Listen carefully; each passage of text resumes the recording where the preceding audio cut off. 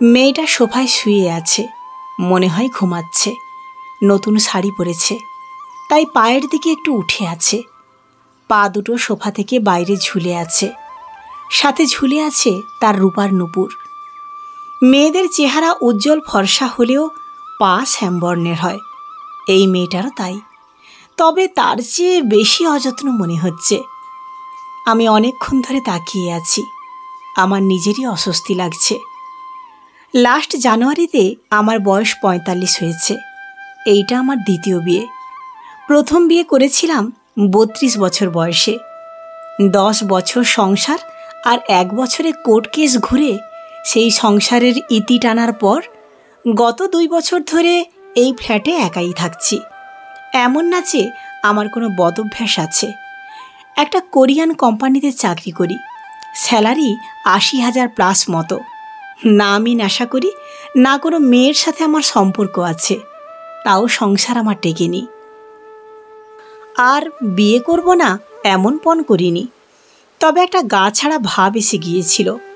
কিন্তু সারা জীবন জয়েন্ট ফ্যামিলিতে বড় হওয়া আমি যখনই অফিস থেকে দিন শেষে ঘরে ফিরেছি, কেমন যেন কান্না জমাট বাঁধত বুকে। মা বাবার ইচ্ছেই আবার এই বিয়ে। মেয়েটাও একবার বিয়ে হয়েছে, ৭ বছর পর ডিভোর্স হয়েছে, কিন্তু এখন বয়স ৩০। ২২ বছর বয়সে বিয়ে দিয়েছিল ওকে।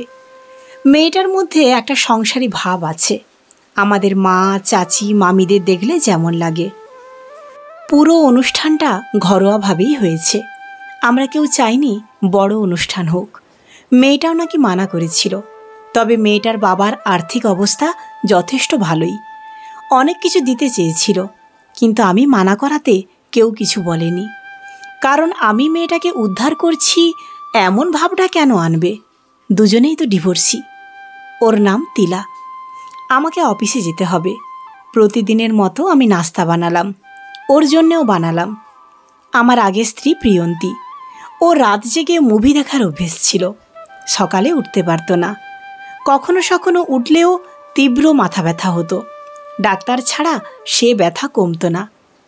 মা বাসায় আসলে এইটা নিয়ে প্রায় ঝামেলা হতো।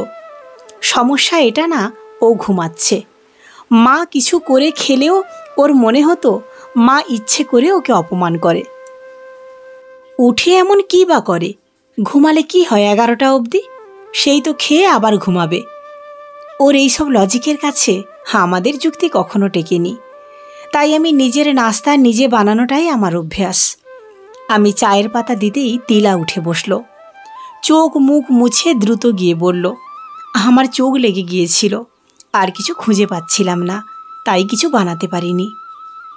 আমি ওর দিকে ফিরে তাকালাম, মনে হয় সে ভীষণ অপরাধী ছাত্রী আর আমি লাঠি হাতে দাঁড়িয়ে আছি। আমি স্বাভাবিক গলায় বললাম, সমস্যা নেই, বসো। বাধ্য মেয়ের মতো চেয়ার টেনে বসে পড়ল।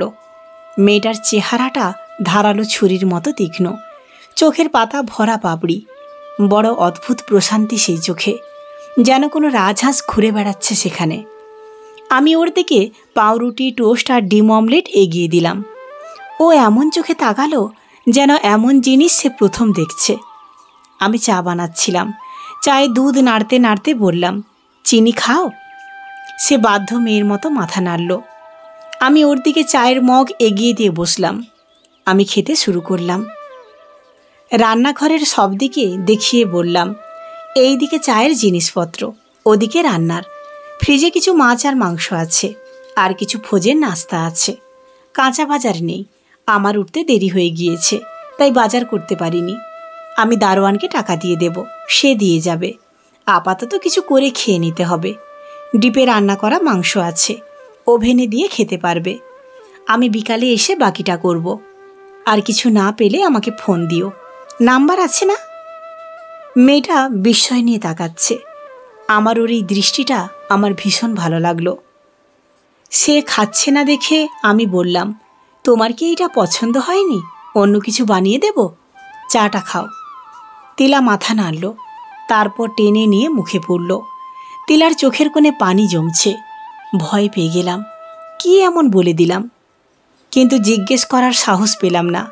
সংসারে এইটাই শিখেছি, সব জিজ্ঞেস করতে নেই, এমনি সব জানা হয়ে যাবে। যদি সেটা আমার জানার হয়। তিলা বলল, জীবনে প্রথমবার স্বামীর হাতে বানানো চা আর নাস্তা পেলাম, তাও প্রথম দিন শ্বশুরবাড়িতে। কথাটা বলতে গিয়ে ওর গলার স্বরটা কেঁপে কেঁপে উঠছে, যেমন বৃষ্টির পর কেঁপে ওঠে সবুজ কচি পাতাগুলো। আমি বুঝলাম না, 2 দিন আগে আমার জীবনে আসা একটা মেয়ের কথায় আমার বুকের ভেতর এমনভাবে মোচড় দিচ্ছিল কেন? ওর চোখের কোণে পানি দেখে আমার নিঃশ্বাস কেন আটকে যাচ্ছে? ওর মুখে স্বামী শব্দটা শুনে বড় অদ্ভুত মায়া লাগছে কেন? সংসার জীবনে স্বামী শব্দটা শুনেছি ভীষণ অপমানজনক ঘটনা ঘটলে তখন, কিংবা ঝগড়াতে। কেমন স্বামী তুমি? আসছে বড় স্বামী দায়িত্ব নিতে, তুমি স্বামী নামের কলঙ্ক। স্বামী শব্দটা কেউ সম্মান নিয়েও উচ্চারণ করে, এইটা যেন প্রথমবার শুনলাম। কিন্তু গত 6 বছরে আমার মধ্যে কোনো অনুভূতিও ছিল না। মনে হলো প্রথমবার, স্কুল কলেজে হওয়া অনুভূতির মতো, তবে এইটা বেশি স্ট্রং। ইচ্ছে হচ্ছিল ওর চোখের পানিটা মুছে দিই, কিন্তু এখনও ওর সাথে আমার এমন সম্পর্ক হয়নি যে ওর গায়ে অনায়াসে হাত দেওয়া যাবে। আর এতগুলো দিন একা থেকে কেমন যেন জড়তা নিজের মধ্যেও এসে গিয়েছিল। প্রিয়ন্তীর সাথে ডিভোর্সের 3 বছর আগে থেকেই আমাদের রুম আলাদা হয়ে গিয়েছিল। আমাকে দেখলেই তার অস্বস্তি লাগে।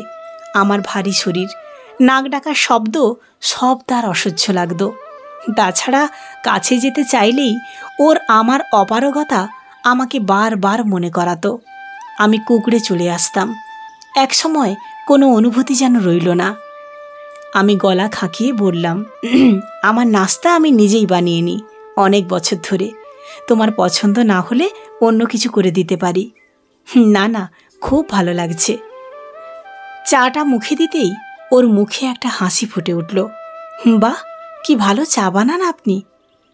আমি বুঝতে পারছি না ওর হাসিটা দেখে আমার নাকে এই বেলি ফুলের সুঘ্রাণটা কোত্থেকে আসছে, যেটা আমার বুকটা হালকা করে দিচ্ছে।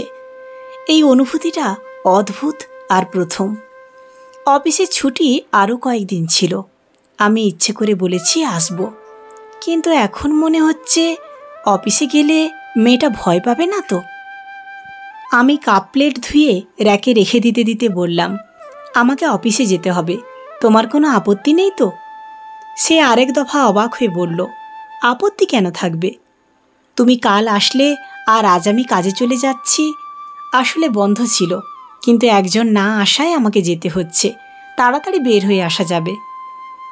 মেয়েটা ওর কাপটা বেসিনে ধুয়ে র্যাকে রাখতে রাখতে বলল, আপনি আমাকে কৈফিয়ত দিচ্ছেন কেন? আমি কিছু বললাম না। নিজের রুমে গিয়ে ফ্রেশ হয়ে রেডি হয়ে নিলাম। পুরো আলমারি জুড়ে আমার কাপড়। তিলার আনা সুটকেসটা দেখে নিজের কাপড়গুলো একপাশ করলাম। একটা ভালো লাগা কাজ করলো যেন নিজের অজান্তে। আবার ভয়ও লাগছে। কাউকে নিয়ে বেশি আশা করা উচিত না, কারোর কাছে কোনো এক্সপেকটেশন রাখা উচিত নয়। এই জীবন আমাকে তাই শিক্ষা দিয়েছে। অফিসে যাওয়ার পর আজ মনটা ভালো লাগছে খুব। বাসায় কেউ আছে, কিন্তু সে কি আমার অপেক্ষায় আছে? কয়েকদিনের মধ্যেই তিলা সব কিছু গুছিয়ে নিল। আমি খেয়াল করলাম মেয়েটা ভীষণ বুদ্ধিমতী আর সরল। রান্নার হাত দারুণ, সামান্য ডাল রান্নাও অমৃত। পুরো ঘর পরিপাটি আর চকচকে করে রেখেছে। আমার কাপড় চোপড় আমিই ধুই, অনেক বছর আগের অভ্যাস, কিন্তু সে সব গুছিয়ে রাখে। এমন না যে সে এইসব আমাকে খুশি করতে করছে, সে যেন খুশি মনেই করতে থাকে। মানা করলে মনে করে কোথাও কোনো ভুল করেছে, ভয় পেয়ে যায়, বারবার সরি বলতে থাকে। ওর এই ভয় পাওয়াটা বোঝায় সে এমন এক জায়গায় এতদিন কাটিয়েছে যেখানে তাকে সব সময় দোষ ধরা হতো, হয়তো শাস্তিও পেতে হতো। আমি সামান্য কিছু হেল্প করলে সে মুগ্ধ চোখে তাকায়। ওর এই তাকানোটা আমার ভীষণ ভালো লাগতে শুরু করেছে। আমি তো এমনিতেই বাসায় এসে টুকটাক কাজ করতাম, এখন আরও আগ্রহ নিয়ে করি। ওকে জিজ্ঞেস করে করি। আমি দেখি ওর চোখটা কেমন যেন চকচক করে। দ্রুত অফিস থেকে চলে আসি। আমি গেট দিয়ে ঢুকতে দেখি তিলা বারান্দায় দাঁড়িয়ে আছে। আমি আসার আগেই দরজা খুলে দাঁড়িয়ে থাকে হাসি মুখে। ওর সাথে টিভি দেখি, সিনেমা নিয়ে কথা বলি। মেয়েটার কথায় বোঝা যায় সে অনেক বই পড়েছে, মেধাবীও। গল্প জমাতে সময় লাগে না। প্রিয়ন্তীর সাথে গল্পের বইয়ের দূর দূরান্তের কোনো সম্পর্ক ছিল না, কিন্তু এখনও আমাদের মধ্যে কোনো স্পর্শ যেন হয়নি। ও মাঝে মধ্যে হয়তো চায় আমি নিজেই যেন নিজেকে গুটিয়ে রাখি। এই স্নিগ্ধ অনুভূতিও হারাতে চাই না। আমি তো সংসারে শুধু এইটাই চেয়েছিলাম, দিন শেষে এসে ফিরব, কাউকে সারাদিনের কথা বলবো, কাজকর্ম আমি সেরে নেব, আমার কাজ তাকে করতে হবে না। কিন্তু এই সামান্য ইচ্ছেটুকুও পূরণ হতো না। প্রিয়ন্তীকে এসে জিজ্ঞেস করতাম, কি করলে সারাদিন? সে বলতো, বাড়িতে 10-12টা কাজের মেয়ে রেখেছ তো, পায়ের উপর পা তুলে খেয়েছি। কিন্তু ঘরে তখন ছোটা বুয়া সব করে দিয়ে যেত, তেমন কিছু করতে হতো না। বুয়া রান্না খাওয়ার যোগ্য হতো না, তাই সে কাজটা প্রিয়ন্তী করত। ওর মা এসে সে কাজের জন্যেও মেয়ে ঠিক করে দিল। বাজার খরচ ছাড়াও 40-এর উপর হাত খরচ লাগত। প্রশ্ন করলে আমি হয়ে যেতাম রেসিস্ট। মাঝে মধ্যে এইসব মনে পড়ে। কিন্তু তিলাকে আমি বারবার কাজ করতে মানা করি, কিন্তু সে খুব আগ্রহ নিয়ে করে, যেন সে খুব শখ করে রান্নাবাটি খেলনা নিয়ে বসেছে। আমি ওকে কখনো আগের কোনো কথাই জিজ্ঞেস করিনি। এত সুন্দর দেখতে, এত লক্ষ্মীমন্ত মেয়ের কেন ডিভোর্স হলো? সেও কখনো জিজ্ঞেস করেনি এত কেয়ারিং করা একজনকে কেন কেউ এইভাবে ছেড়ে গেল। একদিন রাতে খাওয়ার পর বসে টিভি দেখছিলাম, সে 2টা প্লেটে পুডিং নিয়ে এলো, এসে আমার পাশে বসলো, আজ একটু কাছেই বসলো। ওকে জিজ্ঞেস করলাম, তোমার অসুবিধা হচ্ছে না তো? তোমাকে সব একলা করতে হবে না, আমি আছি, আর কাজের মেয়ে রাখবো। আসলে আমি বুঝতে পারছি না তোমার জন্যে কি করব। এখনও কোনো শপিং করে দিইনি, তোমার জন্যে দামি কিছু আনা হয়নি। তুমি কি করলে খুশি হবে বুঝতে পারছি না, তুমি নিজের থেকেও কিছু বলছো না। তিলা মাথা নিচু করে চামচ দিয়ে পুডিংটা কাটতে কাটতে বলল, এই যে আমার জন্যে কিছু করতে হবে সেটা চিন্তা করছেন, আমার পাশে বসে কথা বলছেন, সকালে 1 কাপ চা বানিয়ে দিচ্ছেন, যা করি না কেন কোনো বাধা দিচ্ছেন না, কোনো কিছু আনলে আমাকে আগে প্লেটে তুলে দিচ্ছেন। আমি যা ইচ্ছে ধরতে পারছি, করতে পারছি, বলতে পারছি। এইটাই তো পাওয়া সুখ। একটা মেয়ের এর চেয়ে বেশি কিছু লাগে নাকি? আমি ফিক করে একটা হেসে দিলাম, যেন সে মজা করছে। আমার মজাই মনে হলো। প্রিয়ন্তী এর চেয়ে বেশি পেয়েছে বিয়ের প্রথম মাস থেকে। সে কখনো এইসবে সুখ পায়নি, অভিযোগ ছাড়া। তিলা বলল, হাসলেন কেন? হ্যাঁ, এইসব একটা পাওয়া হলো, এইসব তো সবাই পায়। তিলা মাথা নেড়ে বলল, সব মেয়ে এইসব পায় না। তারা নিজের একটা ঘর পায় না, একটা রুম পায় না, নিজের পছন্দ মতো একটা খাবার বানাতে পারে না, সম্মান পায় না, সবচেয়ে বড় কথা 2 মিনিট পাশে বসার একটা স্বামী পায় না। যারা এইসব নিয়ে সুখে থাকতে চায় তারা এইসব পায় না। আমি তো পাইনি। আমি পেয়েছি সারাদিন কাজ করেও অভিযোগ, কিছু না পারার অভিযোগ, কথায় কথায় মানসিক অত্যাচার, মাসের পর মাস বেগড়ে মাতাল থাকা স্বামী, যে কোনো দিন আমার দায়িত্ব নেয়নি, আমার একবেলা খাবারের খোঁজ রাখেনি, অযথা বাজে ব্যবহার আর অসম্মান। আপনি আমাকে সম্মান দেন, পাশে বসেন, কথা শোনেন, আমার রান্না করা খাবারের প্রশংসা করেন। এইটা যে আমার কাছে পরম পাওয়া মনে হয়। আপনার মতো এত ভালো মানুষ আমার জীবনে আসবে ভাবতেও পারিনি, জানতামও না কোনো পুরুষ এমনও হয়। আমি অনেকক্ষণ অবাক হয়ে তাকিয়ে রইলাম। আজ আমার সত্যিই মনে হচ্ছিল, এই মেয়েটা কি ভাগ্য করে পেলাম? এমন মেয়েও হয় নাকি? প্রথমবার ওকে স্পর্শ করলাম, ওর চোখের পানি মুছে দিলাম। মেয়েটা মায়া চোখে তাকালো। আমি কাছে টানতেই সে বুকে মাথা রেখে দিল। এ কি? আমি অজান্তেই বলে উঠলাম, এ কোন সুখ? বুকের জমানো সব পাথর যেন তীব্র বহমান ঝর্ণার মতো গলগলিয়ে ঝরে পড়ছে। বুকের ভেতর তীব্র তাপদাহ কিভাবে শৈত্যপ্রবাহের মতো আমার মস্তিষ্ক নিশ্চুপ করে দিল আমি জানি না। এ কেমন অনুভূতি? কি বলে একে? আলতো করে ওর মাথায় হাত রাখতে সর্বশক্তি দিয়ে যেন চেপে ধরল আমাকে। আমার মনে হলো এই প্রথম কোনো নারী আমায় স্পর্শ করল। নিজেকে সামলাতে পারলাম না। কি অদ্ভুত আমার মনে হয় এই রাত, এই স্পর্শ, এই সুখ জীবনে প্রথমবার এলো। আমার কোনো অপারগতা নেই। তীব্র উত্তাল ঢেউয়ের মাঝে যেন সপ্তম আকাশে মেঘের ডানায় ভাসছিলাম দুজন। আমার চোখ বেয়ে পানি পড়ছিল। তিলা গালে আলতো করে হাত লাগাতেই হাউমাউ করে কেঁদে উঠলাম। তিলা আমায় ভীষণ ভালোবাসায় চেপে ধরল, যেন সব ধুয়ে মুছে এই এক নতুন জীবন, প্রথম জীবন। এর আগে কোনো বিষণ্ণ জীবনেই ছিল না আমার। আমরা দুজনে একে অপরের মধ্যে এমনভাবে ডুবতে শুরু করেছি, একে অপরকে আবিষ্কার করতে শুরু করেছি, যেন একটা গুপ্তধনের খোঁজ পেয়েছি। মুগ্ধ চোখে তাকিয়ে থাকা রূপালি রঙের একটা বিকেল। একে অপরকে আগলে রাখার এক অদ্ভুত মায়া। ওর উপস্থিতি, ওর স্পর্শ যেন আমাকে মাদকাসক্ত করে ফেলে। আমার মাথায় আর কিছুই থাকে না। তিলা তিলা তিলা। ওকে হাসতে দেখলে আমি অজান্তে হাসি। ওর মন খারাপে আমার বুকে এক ভীষণ মন খারাপ চেপে বসে, যেন কোনো কিশোর ষোড়শ প্রেমে মজেছি দুজন। তিলা মা হচ্ছে বিয়ের 4 মাস পরেই। যেখানে আমি 10 বছর সংসারে শুনে এসেছি দোষটা আমারই ছিল, কোনো কারণ ছাড়াই। আমি যেন ভুলতেই বসেছি আমার আগের কোনো সংসার ছিল। তিলাকে নিয়ে আমার ভীষণ চিন্তা এখন, তাই মা বাবাকে নিয়ে এলাম। মা প্রথমবার দেখল তার ছেলে কারোর হাতে বানানো নাস্তা খেয়ে হাসি মুখে দিন শুরু করছে। ঘরে কোনো ঝগড়া নেই, কোনো চিল্লাচিল্লি নেই, কোনো খোঁটা মারার কথা নেই। প্রথমবার যেন দেখল তাদের দেখে হাসি মুখে কথা বলছে ছেলের বউ। আমি একমাত্র ছেলে হওয়া সত্ত্বেও মা বাবা আমার বাসায় এসে 4 দিনের বেশি থাকতে পারেনি। এইভাবে শিফট হবে ভাবা তো দূরের কথা। তিলাকে দেখলাম ভীষণ খুশি। তাদের খুশি রাখার কি এক চেষ্টা। মায়ের সামান্য অ্যাপ্রিচিয়েশনে তার গালটা টকটকে লাল হয়ে উঠছে।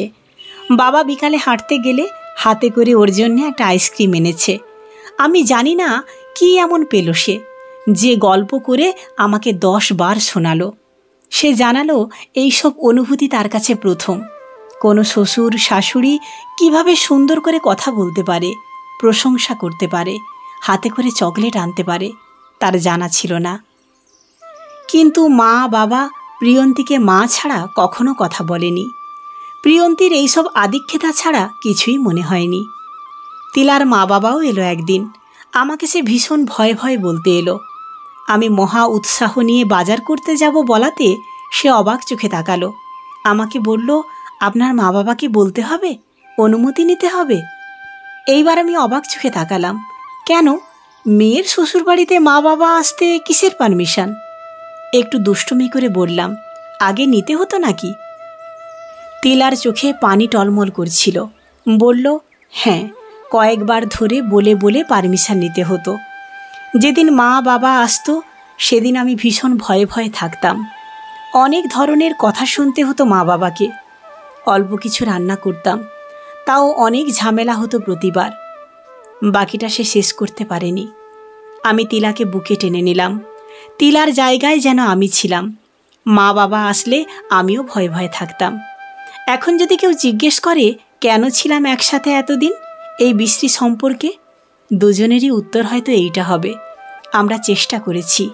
অনেকেই এখনও করছে সামান্য ভালো থাকার চেষ্টায়।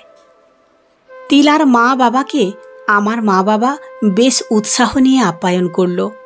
তিলা যেমন মাঝে মধ্যে অবাক চোখে তাকিয়ে থাকে, তিলার মা বাবাও আমার আপ্যায়নে মাঝে মধ্যে এইভাবে তাকাচ্ছে।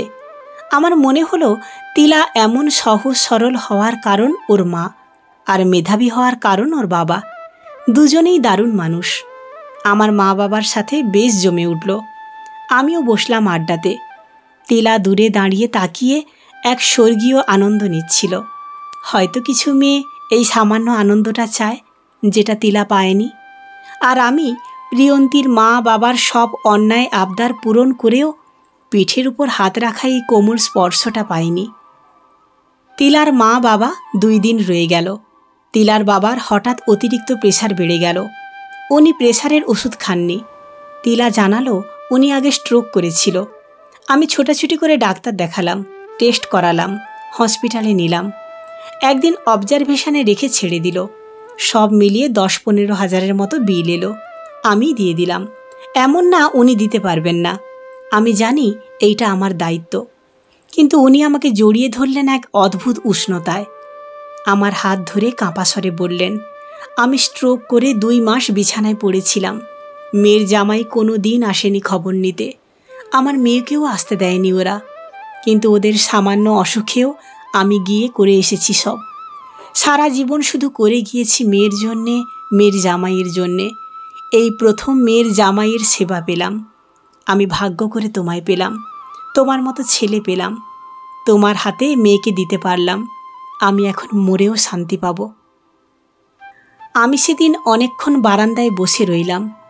এমন না আমার এই আমি নতুন হয়েছি, এইটা তো আগেও ছিলাম। সবার জন্যে সব করতে চাওয়া, সবাইকে নিয়ে একসাথে থাকতে চাওয়া, এই সবেই তো সুখ খুঁজে পেতে চাইতাম। কিন্তু কেউ কখনো তার জন্যে এইভাবে আমাকে অ্যাপ্রিচিয়েশন করেনি।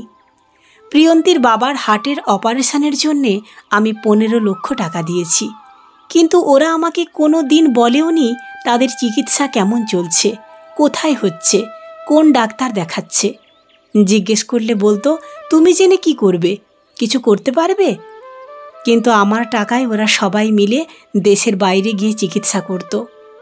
ধন্যবাদ দেওয়া তো দূরের কথা, এক দুপুরে হোটেল বন্ধ থাকায় লাঞ্চ নিতে না পারায় ওরা আমাকে ছোট লোক ডেকেছিল। আমি শুনেছিলাম বাইরে দাঁড়িয়ে। প্রিয়ন্তীর ছোট ভাইয়ের জন্যে আইফোন কিনে দিতে না পারায় আমার ছোট লোকই মন নিয়ে কেমন করে বেঁচে আছি সেটা শুনতে হয়েছিল। কিন্তু কিনে দেওয়ার পর কিছুই পাইনি, ধন্যবাদও না। এই দুনিয়ার নিয়মগুলো বড় অদ্ভুত। আমি শুধু চাইতাম ওরা একটু আনন্দটুকু প্রকাশ করুক। পাইনি, যেটা তিলার বাবা করেছে।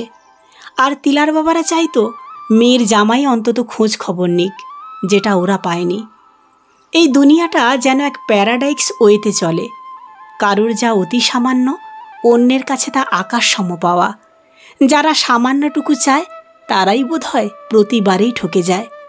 একটা সম্পর্ক ভেঙে যাওয়া মানেই সে ফেলিয়ার না, শুধু অন্যজন তাকে কখনো জিতে নিতেই চায়নি। যেখানে শেষ হয় কালো রাত, সেখানেই অপেক্ষা নতুন শুরুর। তিলা 2 কাপ কফি হাতে আমার কাছে এসে বসল। আমি ওর দিকে তাকিয়ে রইলাম। ও আমার কাঁধে মাথা রাখল, গুনগুন করে গান গাইছে। বারান্দার হাসনুহানার মাতাল সুভাষ। আমার মনে হলো আমার জীবনটা ভীষণ ছোট। তিলাকে এত ভালোবাসা দেওয়ার আছে, যার জন্যে এই জন্ম ভীষণ ছোট পড়ে যাচ্ছে।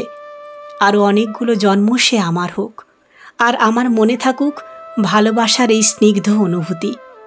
আমার মনে হলো মাঝে মধ্যে জীবন আমাদের ভুল মানুষের সাথে দেখা করায়, যাতে আমরা সঠিক মানুষটাকে সঠিক যত্নটা করতে পারি। কলমে দোলনা বড়ুয়া তৃষা, পাঠে আমি সুদীপ্তা। গল্পপাঠটি আপনাদের কেমন লাগলো অবশ্যই কমেন্টস করে জানাবেন। যদি গল্পপাঠটি আপনাদের ভালো লাগে, লাইক, কমেন্টস এবং শেয়ার করতে ভুলবেন না। ধন্যবাদ।